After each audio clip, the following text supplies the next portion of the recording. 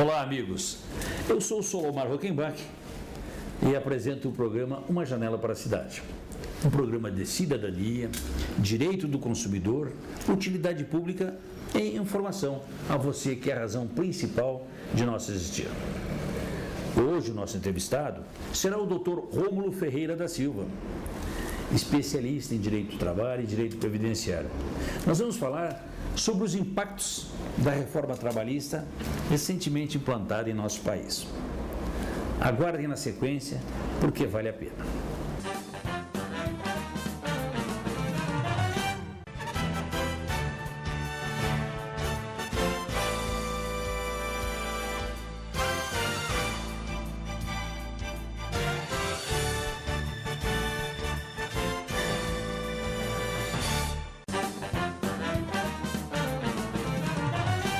Olá, meus amigos.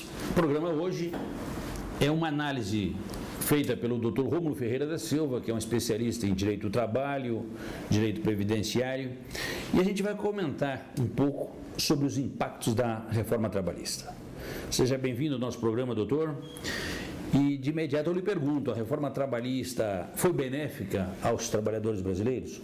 Olá, Solomar. É sempre um prazer estar presente em seu programa e poder contribuir com esse programa que presta um serviço relevante à nossa comunidade paranaense.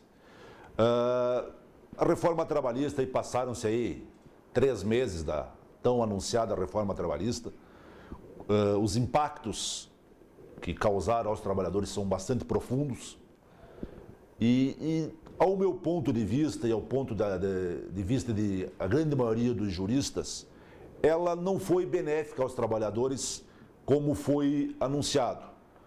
Ela dificultou muitas vezes o trabalhador a buscar os seus direitos e também criou uma série de empecilhos para o acesso à justiça. Doutor, mas na sua análise, essa reforma deve ter alguém beneficiado? Na sua análise, para quem essa reforma se tornou benéfica, afinal? Solomar, nós temos a imensa certeza que essa reforma trabalhista, feita por um governo que conta com uma rejeição muito grande, então, a par dessa rejeição muito grande, ele pode movimentar e levar a efeito reformas impopulares, que é o grande caso da nossa reforma trabalhista. A reforma trabalhista, certamente ao trabalhador, não trouxe benefício nenhum. Ela precarizou os direitos trabalhistas, direitos fundamentais conquistados aí ao longo dos anos, que foram subjugados do trabalhador. Do ponto de vista, analisando friamente essa reforma trabalhista, ela só é benéfica a uma das partes na relação de trabalho.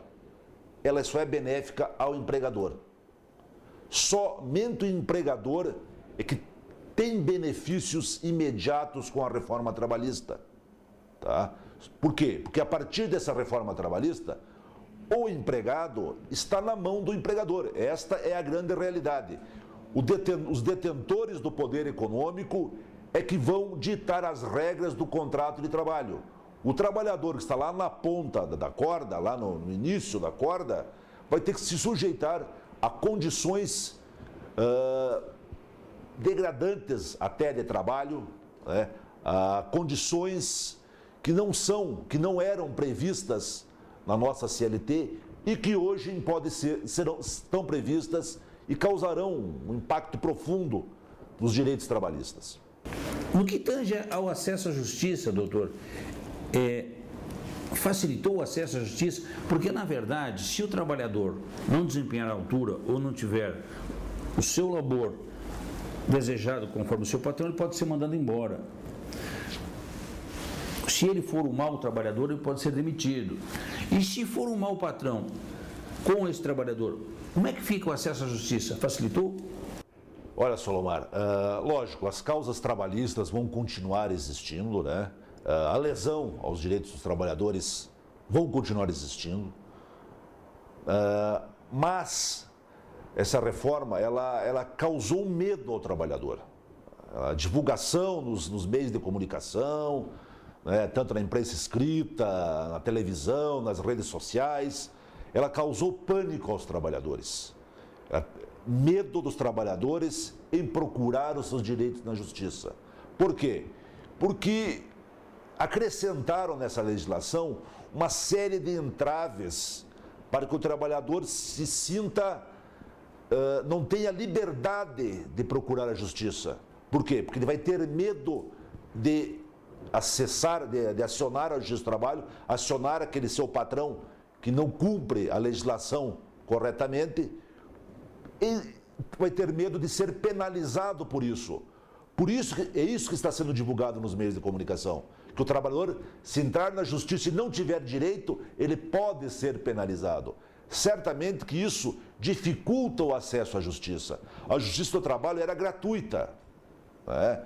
O trabalhador não pagava custas. Agora, para ingressar na justiça, dependendo do quanto que ele ganha, se for superior ao piso mínimo do INSS, for superior ao piso máximo do INSS, ele pode ter que pagar custas, né? E se ele perder, ele pagará custas ao advogado da empresa. Então, realmente, isso causou um pânico geral aos trabalhadores. Eles estão receosos em buscar os seus direitos na justiça. Então, nós precisamos aí de um grande trabalho sobre essa lei, um estudo profundo dessa lei, para que isso não impeça o trabalhador de exercer um direito constitucional de todo brasileiro, que uma vez que tenha o seu direito lesado, ele possa se socorrer do judiciário para reverter uma injustiça, algo que lhe seja desagradável. Doutor, no tocante ainda às ações trabalhistas, seria importante a gente bater um pouquinho naquilo que o senhor acaba de falar. Em caso do trabalhador ajuizar uma ação e não tiver sucesso, ele pode vir ser condenado a pagar as custas do processo e o advogado da parte contrária. Isso é uma verdade? Isso é uma verdade, Solomar. Aquilo que nós já comentamos anteriormente é uma realidade. Isso é uma das causas que realmente dificultou o acesso à justiça, né? E trouxe o medo aos trabalhadores de que, se eles forem buscar o seu direito, eles podem, se eles perderem, se não conseguirem provar efetivamente esse direito, eles podem ser condenados a pagar as custas do processo e pagar os honorários do advogado da parte vencedora. Isso, da forma em que está previsto, diminui consideravelmente o acesso dos trabalhadores à justiça do trabalho. Uma justiça que era dinâmica, uma justiça que entende do direito do trabalhador. Nós temos que fazer uma análise das condições em que os trabalhadores no Brasil, em muitos casos, exercem suas atividades. Nós estamos falando num país ainda que temos notícia de trabalho escravo, né? Trabalhadores do norte, nordeste, trabalhando em fazendas, em colheita de cana, em situações deploráveis. Né? Então, como que nós vamos avançar na legislação se não cuidarmos desse direito que também estavam tentando tirar do trabalhador aí a questão do trabalho escravo, diminuir para o patrão as penalidades inerentes do trabalho escravo. Então, realmente, o trabalhador ingressou na justiça, não teve sucesso, talvez porque não conseguiu provar um direito que foi lesado, né? Ele fatalmente arcará com as custas processuais, né? E também com os honorários do advogado da parte contrária. Veja bem, isso não é, por exemplo, numa reclamação trabalhista, você tem uma série de pedidos, tem vários pedidos numa reclamação trabalhista. Por exemplo, horas extras, equiparação salarial, uma série de outras coisas. Você pode, se você perder um desses pedidos, você já é condenado, ganhei horas extras, mas perdi equiparação salarial, eu vou ter que pagar mesmo assim, da parte que eu perdi, honorários para a parte contrária. Doutor, nesses 3 meses com a implantação da nova lei, como é que o senhor está vendo o acesso à justiça, uma vez que o senhor é um advogado trabalhista? As ações continuam no mesmo nível ou diminuiu o ajuizamento de ações por parte dos trabalhadores? Solomar, um estudo recente comprovou que as reclamações trabalhistas diminuíram consideravelmente, mais de 70%. Né? Nós temos exemplos de várias pequenas do trabalho na região metropolitana de Curitiba, que recebiam em torno de 190 processos trabalhistas por mês.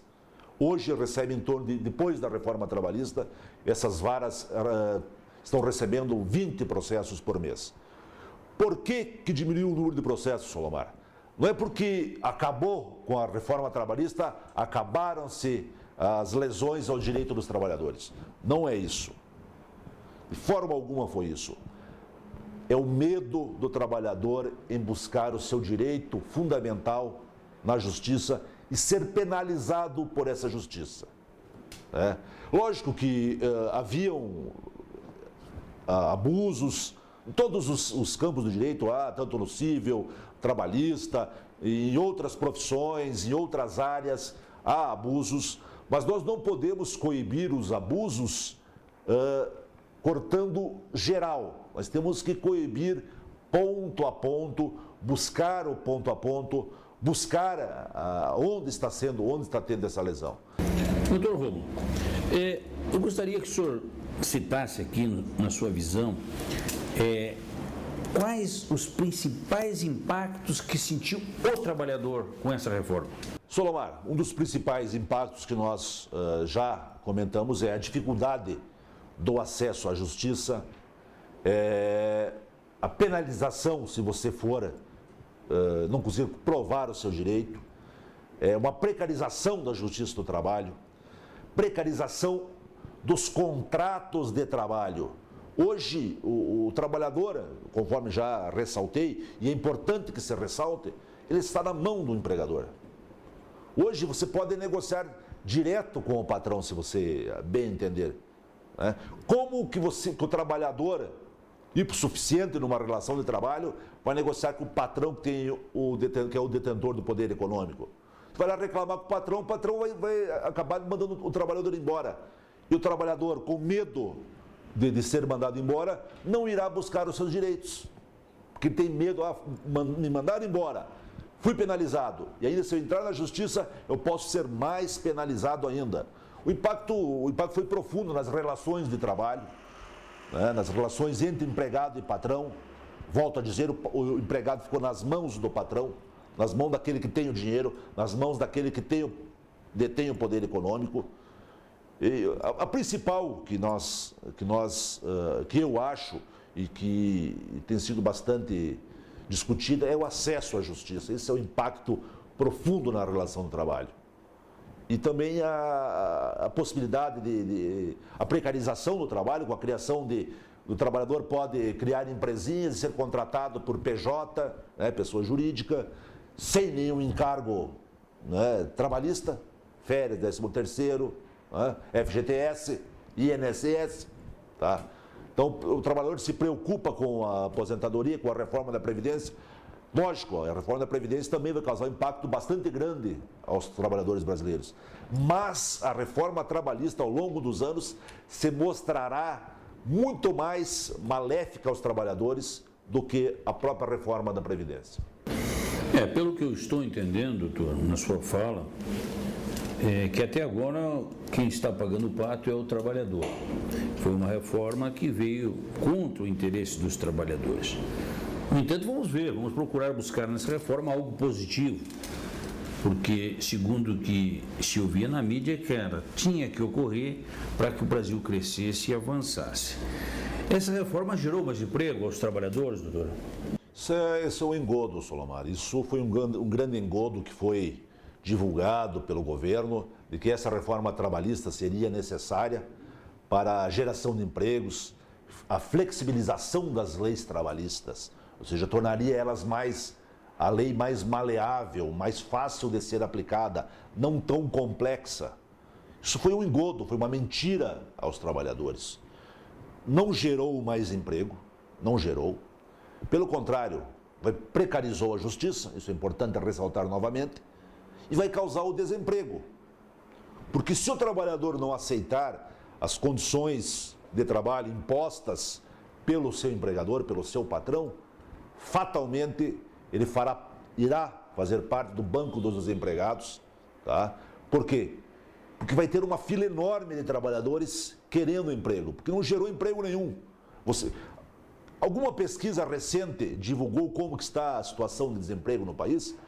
O quanto divulgavam antes da reforma trabalhista, para motivar a reforma trabalhista? Todo dia a gente via na mídia os números do desemprego, né, que com a reforma trabalhista a tendência seria isso melhorar. Não melhorou, tanto que não se ouve mais falar nisso, tá? Então foi mais um engodo para que se pudesse mexer nos direitos dos trabalhadores brasileiros. Doutor, então mais um fato que me deixa bastante preocupado, porque não houve um aumento do emprego no Brasil, em especial aqueles com carteira assinada, registrado. Por outro lado, doutor, então diminuiu o desemprego? O desemprego no Brasil está diminuindo?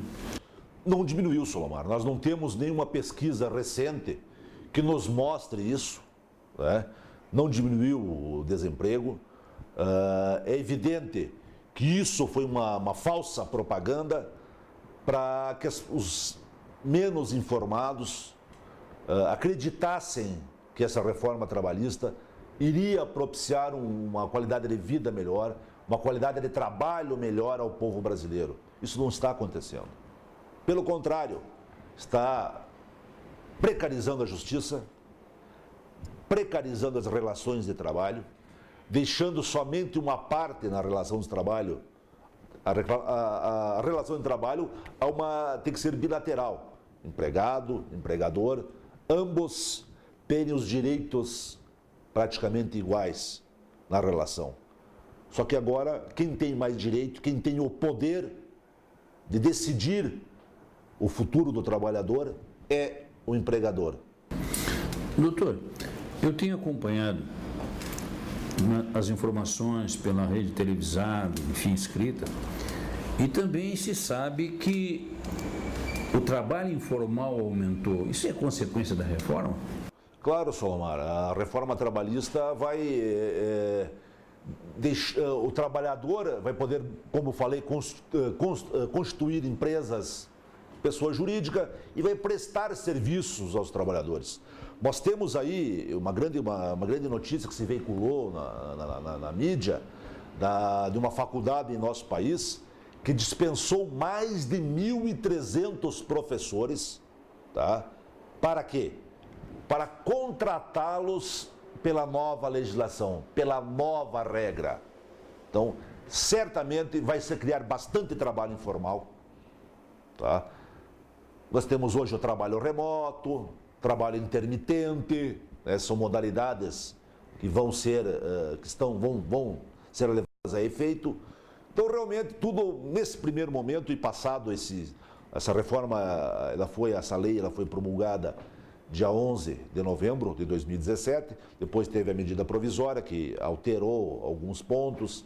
Um dos pontos que vejo que foi bastante salutar foi a exigência para que os sindicatos participem das negociações coletivas, porque isso estava fora da lei que foi promulgada em 11 de novembro. Os sindicatos, não havia mais a necessidade da participação do sindicato nas negociações coletivas de trabalho. Com a medida provisória posterior, foi reforçado que há a obrigatoriedade da participação do sindicato, até para que o trabalhador seja minimizado um pouco aí a lesão aos direitos básicos dos trabalhadores. Doutor, seria interessante a gente tecer algum comentário também quanto à nossa CLT. A nossa CLT, ela tem validade na plenitude ou como é que está agora após essa nova lei?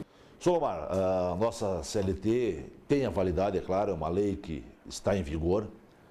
Apesar desta alteração ter modificado direitos essenciais previstos numa das leis mais protetivas aos nossos trabalhadores, ela continua valendo. Mas, hoje, com a reforma trabalhista, com essa nova legislação, há uma possibilidade de se superar a CLT. O que significa isso?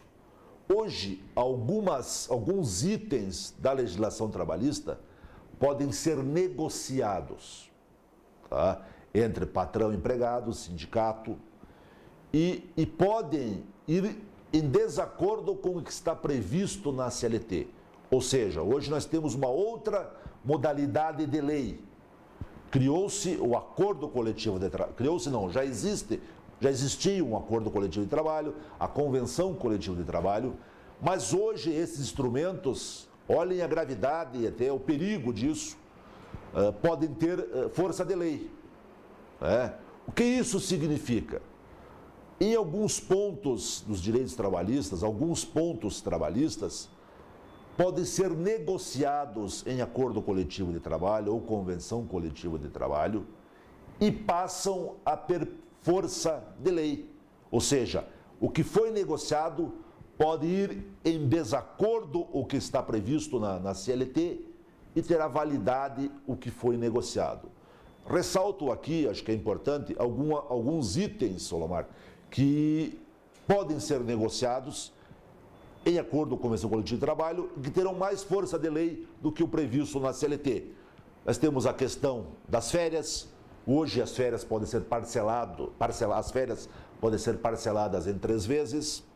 Questão da jornada de trabalho. Hoje o trabalhador pode estender a sua jornada de trabalho, se negociado na convenção ou no acordo coletivo, até 12 horas diárias. Questão do intervalo, Solomar. Tá?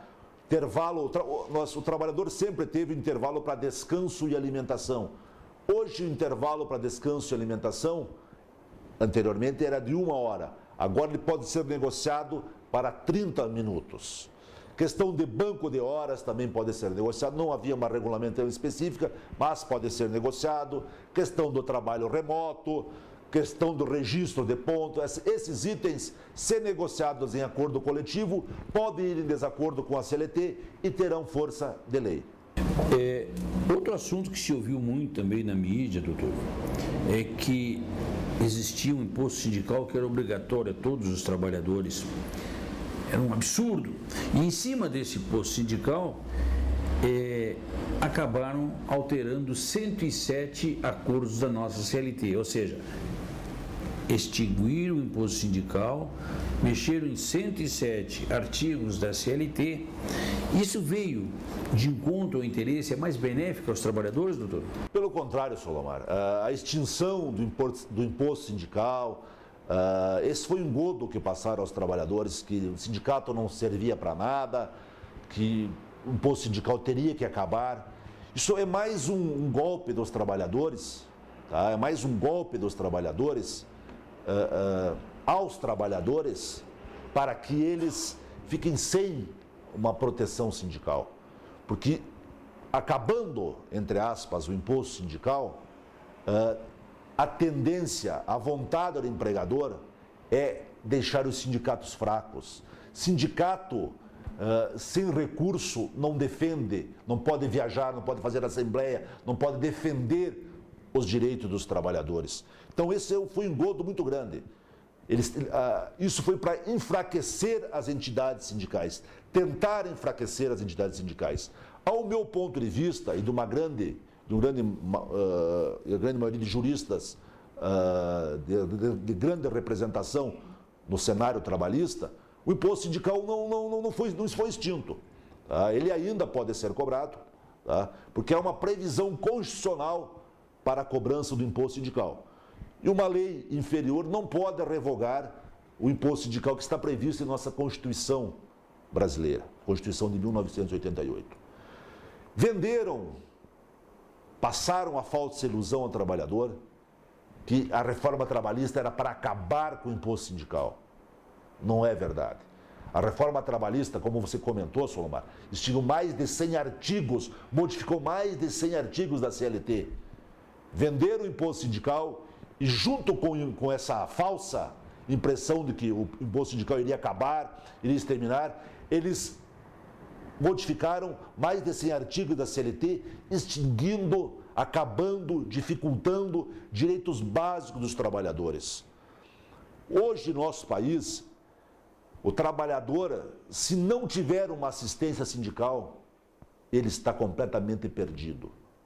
Que ainda neste país, a existência dos sindicatos propicia a luta por melhores condições de trabalho, melhores salários, pela valorização do trabalho.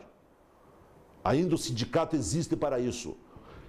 Existem raras exceções. É claro, não podemos ser hipócritas nesse ponto. Existem raras exceções, mas na grande maioria as entidades sindicais têm desempenhado um trabalho de fortalecimento da categoria, de busca dos direitos dos trabalhadores, né? E o sindicato precisa de recurso para levar a efeito essas condições, para defender o trabalhador. E é isso que tentaram acabar com a pseudo-extinção do imposto sindical. As entidades enfraquecidas, doutor, parece que esse era o objetivo da reforma. Enfraquecer os sindicatos, favorecer o patrão e prejudicar os trabalhadores. É uma realidade isso, doutor? É uma realidade, Sr. Omar. O patrão, o empregador, tem ojeriza de sindicato.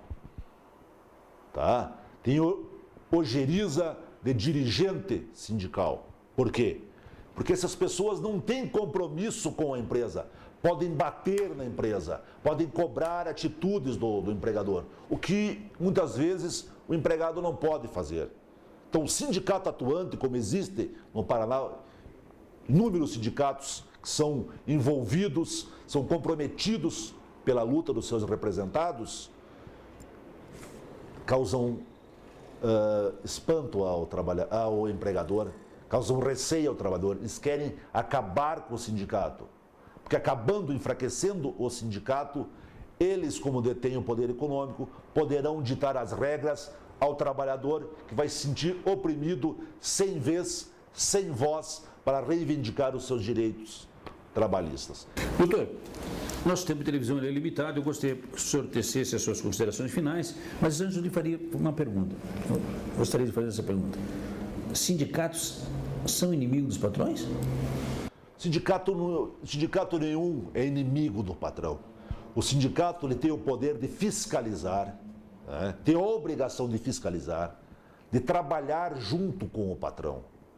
Tá? Não, se sindicato não pode matar o empregador, tá? Ele tem que trabalhar, fiscalizar, orientar para que este respeite os direitos dos trabalhadores. O sindicato não é inimigo do empregador.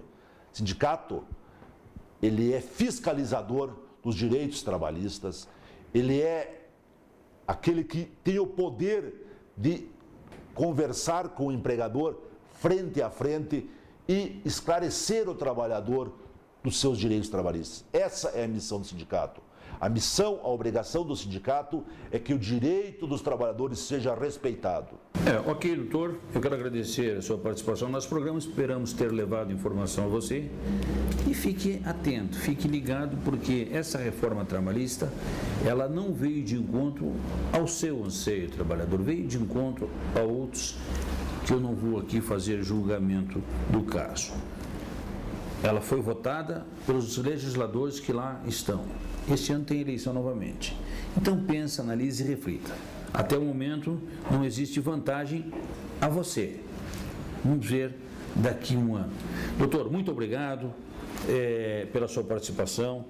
Eu, antes de encerrar o programa, eu quero mandar um abraço, mas um abraço muito fraterno à minha amiga, Dona Maria, lá do edifício Ilha do Mel, e ao JP, meu amigo do coração. Um grande abraço a todos vocês.